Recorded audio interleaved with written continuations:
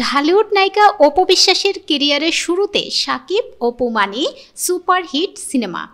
অসংখ্য সিনেমায় তারা একসঙ্গে কাজ করেছেন, ভালোবেসে ঘরও বেঁধেছিলেন। তবে ডিভোর্সের পরও আজও সুপারস্টার সাকিব খানকে ভালোবাসেন, সম্মান করেন। সম্প্রতি এক সাক্ষাৎকারে সেসব কথাই জানিয়েছেন অপু বিশ্বাস।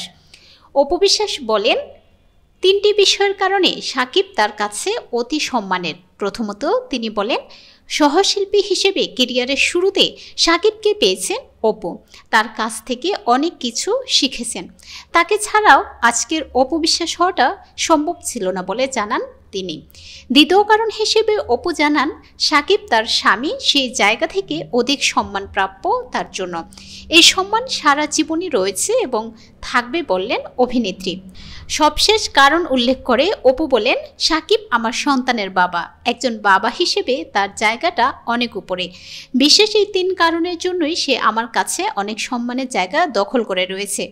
দীর্ঘদিন প্রেমের সম্পর্কের পর সাকিব অপু গোপনে বিয়ে করেন 2008 সালে।